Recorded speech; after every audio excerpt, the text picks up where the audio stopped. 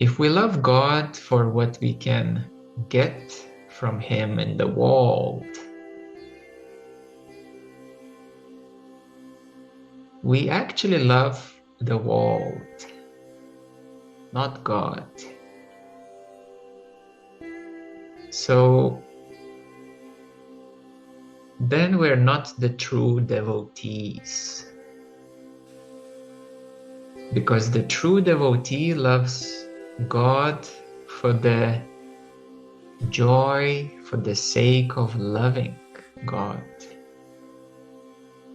Because God is the divine beloved. It is your deepest essence. Therefore, we seemingly confuse the world and what we can get from the world. We pray to God to make our life easier. It's a usual prayer, isn't it? We pray to God for healing, for finances, for a better job, for our kids to pass the exams, for all sorts of daily mundane activities to turn to our favor.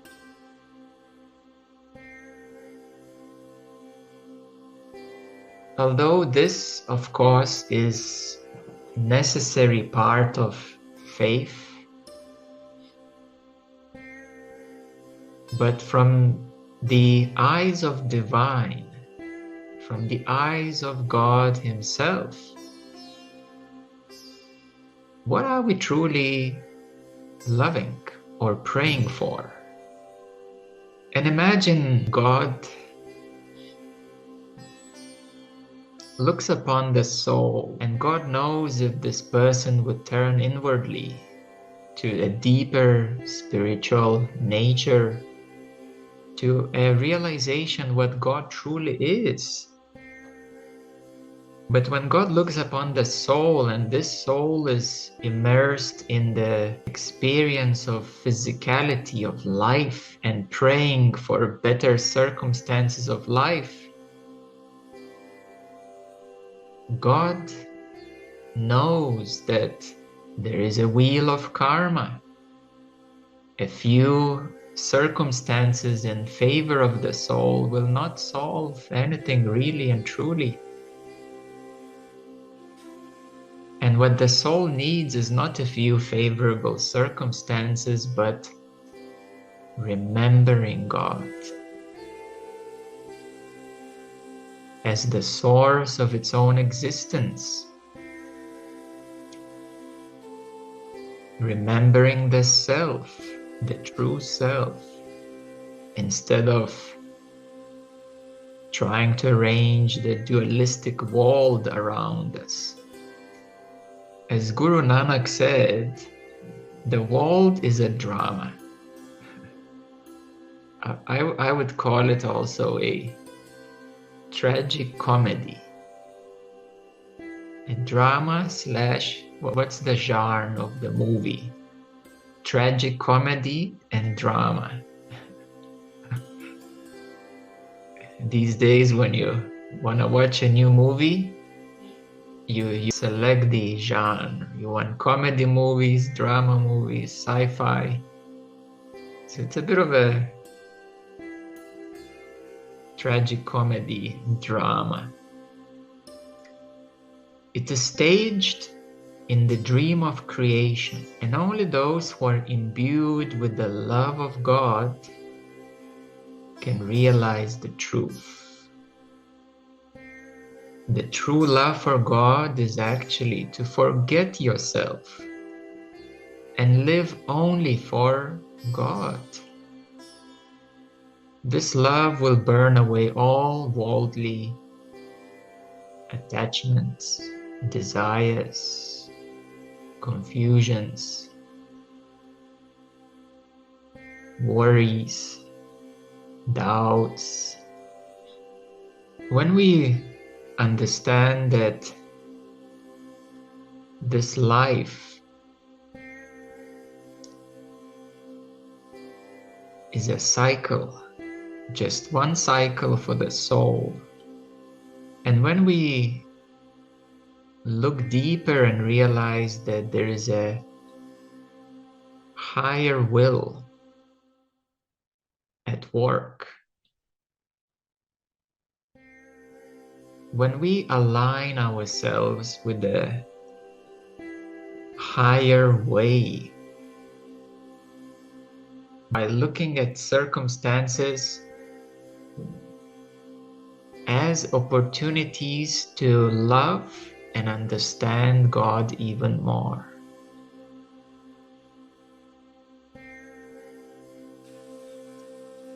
Now, those are lucky ones who have opportunity to understand and love God deeply. And those are unfortunate ones who still blame God for all life difficulties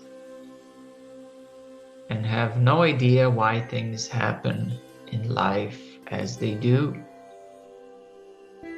A typical question they ask is, why does God allow injustice in the world? Why do we have wars? Why bad things happen? This, of course, is a very narrow and limited perception of creation and the nature of God. One has not found the deep inner self and hasn't nurtured their heart with love of God. For those who have no love for God, life is a jungle. Everything is confusing. Their best friend is mainstream or social media.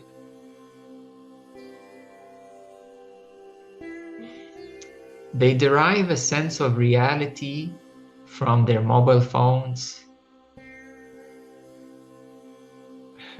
what's displayed upon them. They understand the world through what is presented and imposed upon them. So no wonder life can look scary and difficult. But those who love God are the special souls. Those who love God are the most protected as a soul. Doesn't mean that your life will be much easier if you love God deeply and dearly. That's another illusion, because many people pursue enlightenment thinking their life will get easier.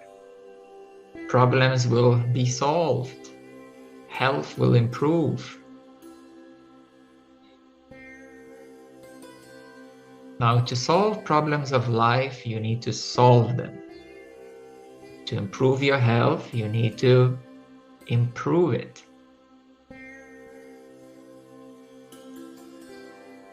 God can show you, guide you towards the right people, towards the solutions.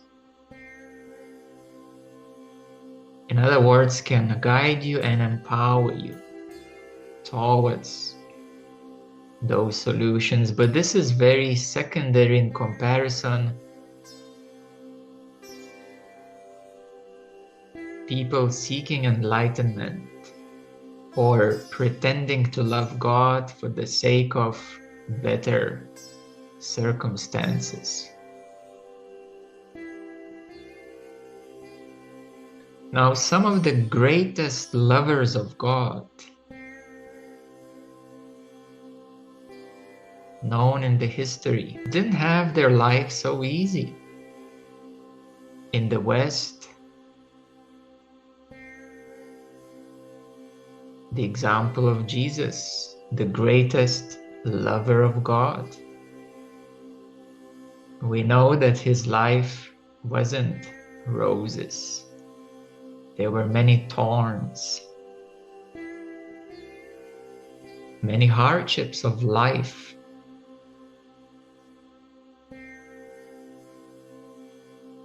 "2,000 years ago, generally life wasn't easy at all. There were no supermarkets where for $50 you can buy most of your needs for the next few days or so. There were no elaborate branded clothing shops. You had to make your own sandals. You had to make your own cloth to wear as a robe. You had to make your own milk, your own bread. In the East, your own rice. So life was difficult just to get by day by day. Some other greatest lovers of God, for example, Sant Kabir, was persecuted. Many times they attempted to kill him. He was a weaver. He had a simple job. He wasn't a fashion designer, an IT programmer, or all these new type of jobs at the desk or any other ways. He had this simple profession of weaving.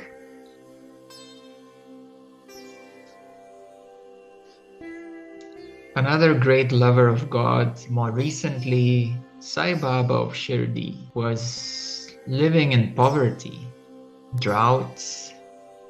As we visited his ashram, of course, now it looks nice. But at the time when he was living, it was a mud shack. But in their hearts, there was so much love for God that the world seemed like a mere dream. And as Kabir says, my heart is dyed in the color of God's love. I see him in every breath. Without this love, life is but a fleeting shadow. And when you think of it, wherever you are now in your life, your past, before spiritual awakening, it seems like a dream, isn't it? Like a dream of hardship, troubles, confusions. Now everybody can try this little exercise before your spiritual awakening. Like from the perspective of today, that life before awakening seems like a dream that you don't even want to go back to. Maybe there were some few nice moments here and there, but overall, would you like to go back to that state of consciousness? You wouldn't. It seemed like for some people, even a bad dream. For others, it was okay, but confusing. So that is the proof that in the reality of love of God, life is but a passing dream. It's the same when you drop the body, when your soul goes, or your attention actually goes back to your soul, you experience the whole world as a dream. This is why Ramana Maharshi would say, when people come to him with all the troubles of their lives, he would ask, but to whom does the world appear? To the troubled mind, it's difficult. But to those who are much closer to their true self, to those who love God and deepen their hearts, their souls, and their minds, the world is a world with all the ups and downs. So, in terms of life, if we endure our lot with patience, with contentment, accepting everything as opportunity to learn more about the nature of God, to learn more about the will of God, then we are beginning to love God. This way of meeting life is the beginning of loving God, because we're making our efforts to understand, to see the deeper truth. It changes our perspective of life completely. It changes how we make decisions out of egoity, protection, accumulation, versus aligning with the deeper way of life without creating additional karma for the soul. A good person, by definition, who is spiritual aligned, will not create more additional karma. At the same time, of course, life is life, and there can be difficulties and challenges. In this regard, people ask, but how about relationships? If I know that I'm in a bad relationship and I need to separate with my partner or this or that, I don't want to hurt him or her. But that's part of life, because if the relationship is not working out, it just has to be done. It's not karmic to separate from a bad relationship. It's actually healthy to do that. Of course, there will be some drama. Then it depends how you do it. So this is where practicality comes in. If the ego rises and causes more anger and pain, then that is unnecessary. But the challenges of life, if we pass through them with understanding, mutual understanding, contentment, and knowing and seeing it as the will of God, then we are beginning to love God. It's the very, very beginning of it. So if we love the Lord with pure heart, And if we let His name dwell within, in this love all sorrows will vanish. Because sorrows are psychological, mental, emotional. And if our heart is filled with love for God and not the injustice and sorrows for the world,